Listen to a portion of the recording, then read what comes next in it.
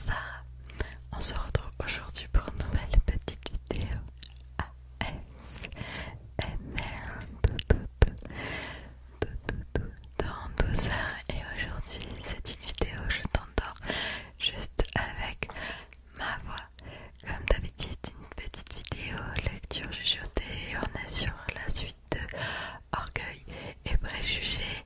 On est au chapitre 21 et j'ai trop hâte de voir la suite. Donc c'est parti, sans plus attendre. N'oublie pas de mettre tes écouteurs pour encore plus de détente. Et apprécie. Allez, chapitre 21. La discussion qui avait suivi la proposition de M. Collins touchait désormais à sa fin, et Elisabeth n'avait plus qu'à souffrir de la gêne qui en résultait inévitablement, ainsi que, de temps à autre, de quelques allusions rancunières de la part de sa mère. Quant au monsieur en question, ses sentiments ne s'exprimaient nullement par de l'embarras ou du découragement, pas plus que par des efforts pour éviter la jeune fille, mais par une certaine rigidité de maintien et un silence lourd de reproches. Il ne lui adressa presque plus la parole par la suite, et le restant de la journée, les attentions assidues auxquelles il avait tant veillé furent réservées à Miss Lucas, qui l'écouta si courtoisement que tout le monde et surtout son ami s'en sentit soulagé. La journée suivante ne calma ni la mauvaise humeur ni la mauvaise santé de Mrs. Bennet. M. Collins se trouvait dans le même état, blessé qu'il était dans son orgueil. Elisabeth avait espéré que sa rancune écourterait sa visite, mais ses projets n'en parurent aucunement affectés. Il avait toujours prévu de partir le samedi, et c'est jusqu'au samedi qu'il entendait rester. Après le petit déjeuner, les demoiselles marchèrent jusqu'à Merrington pour savoir si M. Wickham était rentré et déplorait son absence au bal de Netherfield. Il se joignit à elles dès son arrivée en ville et les accompagna jusque chez leur tante, où il fut longtemps question de ses regrets, de sa contrariété et de l'inquiétude générale. Cependant, il avoua de son propre chef à Elisabeth qu'il s'était lui-même imposé une telle absence. Alors que le moment approchait, dit-il, je me suis rendu compte qu'il valait mieux ne pas rencontrer M. Darcy que le fait de me trouver aussi longtemps dans la même pièce, à la même réception que lui, était sans doute plus que je n'en pouvais supporter, et que cela aurait été susceptible de provoquer des scènes déplaisantes pour d'autres que moi-même. Elle approuva pleinement sa retenue, et ils eurent tout le loisir d'en discuter et de s'assurer de leur estime réciproque, car Wickham ainsi qu'un autre officier les raccompagnèrent à pied jusqu'à Longbourn, et pendant la promenade, il fit montre d'une attention toute particulière envers elle. Le fait qu'il les accompagnât représentait un double avantage. Elle sentait la force de l'hommage qu'on lui rendait, et c'était en même temps là l'occasion rêvée pour le présenter à son père et à sa mère. Peu après leur retour, on apporta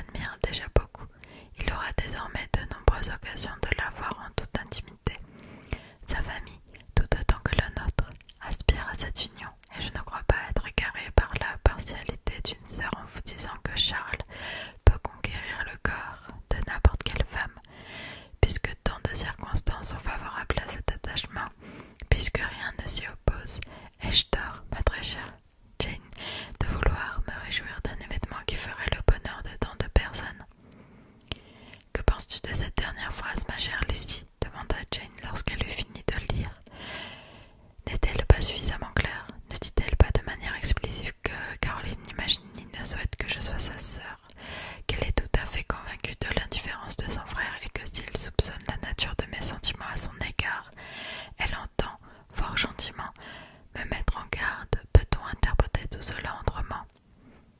Oui, parfaitement, car mon interprétation diffère de la tienne du tout au tout. Tu veux que je t'en fasse part? Avec grand plaisir. La voici avec quelques mots. Miss Bingley voit que son frère est amoureux de toi, et elle veut qu'il épouse Miss Lucy. À longtemps l'espoir de le pousser y est resté, et s'efforce de te persuader qu'il ne s'intéresse pas à toi. Jane secoua la tête. Vraiment, Jane, tu devrais me croire. Quiconque vous a vu ensemble ne saurait douter de son affection. C'est le cas de Miss Bingley, j'en suis sûre. Elle n'est pas si stupide. Si elle avait vu M. Darcy lui témoigner ne fût-ce que la moitié de l'amour qu'il a manifesté envers toi, elle aurait déjà commandé sa robe de mariée. Mais le problème est le suivant. Nous ne sommes ni assez riches, ni assez importants pour eux. Et elle est d'autant plus déterminée à marier Miss Darcy à son frère que ce mariage, qui rapprocherait les deux familles, serait un moyen de faciliter le sien. Ce plan ne manque pas d'habileté et je crois bien qu'il aurait des chances d'aboutir si on pouvait écarter Miss de Bourgh. Mais ma très chère Jane, tu ne peux sérieusement t'imaginer que, parce que Miss Bingley te dit que son frère admire beaucoup Miss Darcy, ce dernier risque de se montrer moins sensible à tes mérites qu'il ne l'était lorsqu'il a pris congé de toi mardi, ni croire que sa sœur puisse avoir le pouvoir de le persuader qu'il est follement amoureux de son ami et non de toi. Si nous avions la même opinion sur Miss Bingley, répliqua Jane, ta vision des faits pourrait me convenir, mais je sais qu'à la base elle n'est pas juste. Caroline est incapable de tromper qui que ce soit et tout ce que je peux espérer dans ce cas, c'est qu'elle se soit elle-même trompée. Très bien, tu n'aurais pu émettre une hypothèse plus optimiste dès lors que tu ne veux pas de la mienne. Tiens-t'en, je t'en prie, à l'idée qu'elle se trompe. Tu as maintenant rempli ton devoir auprès d'elle et arrête désormais de te tourmenter. Mais, ma chère sœur, dans le meilleur des cas, est-ce que je peux être heureuse si j'accepte un homme dont les sœurs et les amis souhaitent unanimement qu'il se marie avec une autre? Ça doit t'en décider, dit Elisabeth, et si, après mes réflexions, tu trouves qu'il y a plus de malheur à désobliger ses deux sœurs que de bonheur à être sa femme, je te conseille de lui dire un non catégorique. Comment peux-tu parler ainsi? Demanda Jane en esquissant un sourire. Tu sais bien que même si leur désapprobation me cause énormément de peine, je n'aurai pas la moindre hésitation. Je ne pensais pas que tu hésiterais, et dans ce cas je ne peux pas m'apitoyer beaucoup sur ton sort. Mais s'il ne revient pas du tout de l'hiver, jamais je n'aurai à faire ce choix. Il peut se me passer 1000 choses en 6 mois. Elisabeth opposa le mépris le plus total à l'idée qu'il ne put ne pas revenir. Cette idée lui paraissait correspondre uniquement au désir intéressé de Caroline, et elle ne concevait pas un seul instant que ce désir, qu'il fût sincère ou calculé, influencerait un jeune homme si farouchement indépendant. Avec force conviction, elle expliqua son point de vue à sa sœur et eut bientôt le plaisir de voir l'heureux effet qui en résultait. Il n'était pas dans le tempérament de Jane de se laisser aller au désespoir, et peu à peu, elle se remit à espérer que même si les incertitudes de l'amour l'emportaient parfois sur l'espoir, Bingley retournerait à Netherfield pour y satisfaire tous les désirs de son cœur. Elles décidèrent de se contenter d'annoncer à Mrs. Bennet le départ de la famille, souhaitant éviter de l'alarmer en évoquant la conduite du gentleman. Mais cette information partielle suffit à lui causer beaucoup de soucis, et elle déplora la malchance que cette dame eusse été amenée à partir au moment précis où elle commençait à mieux se connaître. Après s'être désolée un certain temps, elle se consola en pensant que M. Bingley reviendrait bientôt dîner à Longbourn. Fort satisfaite, elle en conclut que, bien qu'elle ne lui conviait qu'un seul repas de famille, elle veillerait à lui servir de plat copieux. Chapitre 22. Les Bennet dînaient avec les Lucas, et une fois encore, pendant presque toute la journée, Miss Lucas eut la bonté d'écouter M. Collins. Elisabeth saisit l'occasion pour l'en remercier. Cela le maintient de bonne humeur, dit-elle, et je t'en suis plus que reconnaissance. Charlotte assura son amie qu'elle était contente de se rendre utile, que cela compensait largement à ses yeux le petit sacrifice qu'elle faisait de son temps. Ses manières étaient très aimables, certes, mais la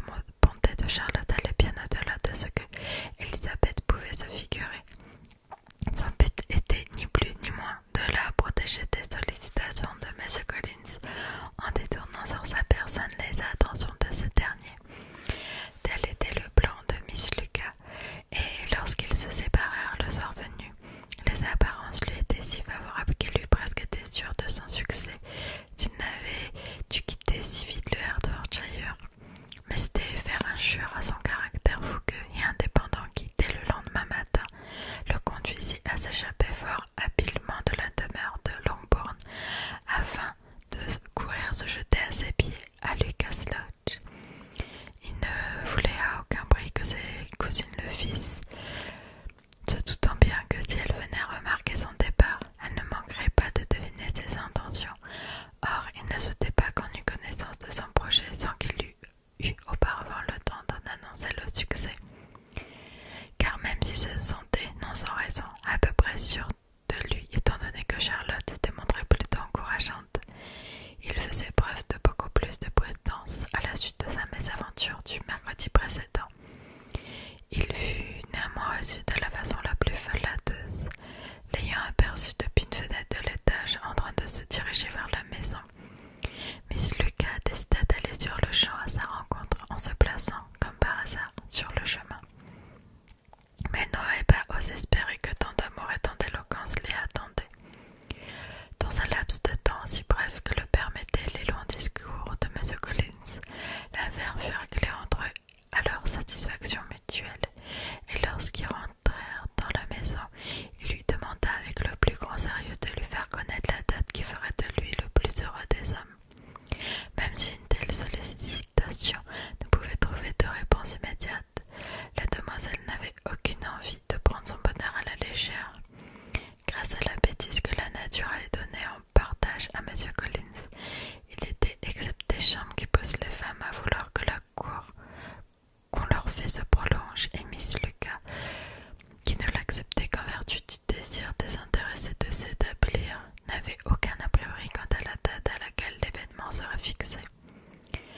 Le consentement de Sir William et Lady Lucas fut rapidement sollicité, et il fut aussitôt accordé avec un empressement joyeux.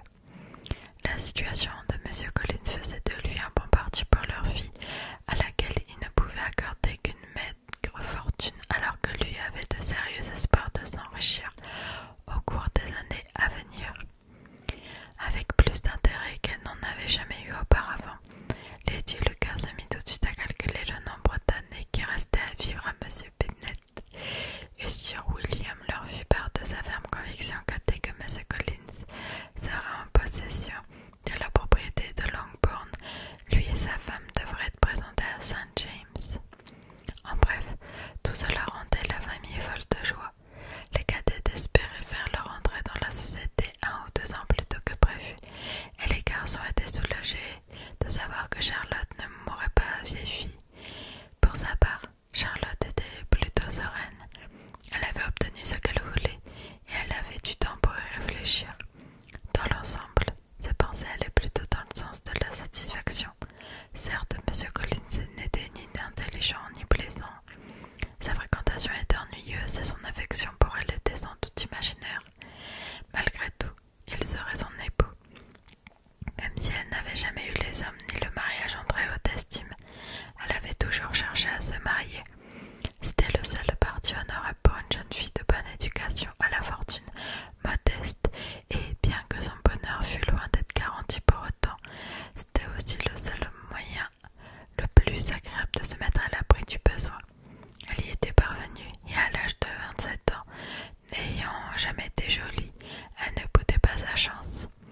Dans toute cette affaire, le plus pénible serait la surprise causée à Elizabeth Bennet, dont l'amitié était à ses yeux plus importante que celle de n'importe qui. Elizabeth s'interrogeait et lui adressait probablement des reproches, et bien que sa résolution fût fermement prise, pareille désapprobation la blesserait sans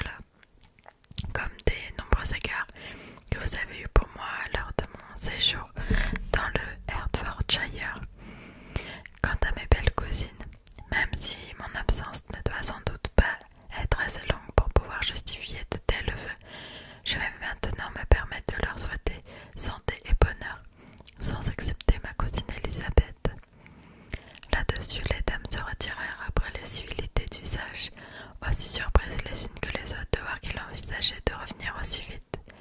Mrs. Bennet, pour l'expliquer, se plaisait à croire qu'il envisageait de présenter son compliment à l'une de ses cadettes, et on aurait pu convaincre Marie de l'accepter. Elle avait beaucoup plus d'estime que les autres pour ses talents. Il y avait dans ses réflexions un bon sens qui la frappait souvent, et bien qu'il ne fût évidemment pas aussi intelligent qu'elle, elle pensait que si on l'encourageait à lire et à progresser en suivant son exemple à elle, il pourrait faire un compagnon très agréable. Mais le lendemain, tout espoir de ce genre fut abandonné. Miss Lucas vint juste après le petit déjeuner et s'entretint en privé avec Elisabeth des événements qui avaient eu lieu la veille. Durant ces 2 derniers jours, Elisabeth avait envisagé la possibilité que M. Collins se crût amoureux de Charlotte, mais l'idée que son ami pût l'encourager dans cette voie lui semblait aussi improbable que s'il s'était s'agit d'elle. Elle en fut donc si abasourdie qu'elle passa outre la bienséance et ne put s'empêcher de s'exclamer « Fiancée à M. Collins, ma chère Charlotte, c'est inimaginable. » Face à un reproche aussi direct, Miss Lucas perdit un peu de l'assurance avec laquelle elle avait raconté son histoire, mais comme elle s'y était préparée, elle se ressaisit rapidement et répondit avec calme. « Pourquoi cela devrait-il te surprendre, ma chère Elisa? Crois-tu qu'il soit inimaginable que M. Collins soit apprécié d'une femme parce qu'il n'a pas eu le bonheur de réussir auprès de toi ?» Elisabeth avait désormais repris son calme et, au prix de gros efforts, elle réussit à lui faire croire avec suffisamment de conviction que la perspective de cette union la réjouissait beaucoup et qu'elle lui était tout le bonheur du monde. « Je comprends ce que tu éprouves, répliqua Charlotte. Tu dois être surprise, vraiment surprise, puisqu'il y a peu, c'est toi que M. Collins voulait épouser. Mais lorsque tu auras pris le temps de repenser à tout cela, j'espère que tu ne m'en voudras pas de ma conduite. Je ne suis pas romantique, tu le sais, je ne l'ai jamais été. Tout ce que je demande, c'est une maison confortable et compte tenu du caractère de M. Collins, de sa relation et de sa situation. Je suis convaincue que mes chances d'être heureuse avec lui ne sont pas beaucoup plus faibles que celles de la plupart des futurs mariés. » Elisabeth répondit calmement. « Je n'en doute pas. » Et après un silence gêné, elle retourna voir les autres membres de la famille.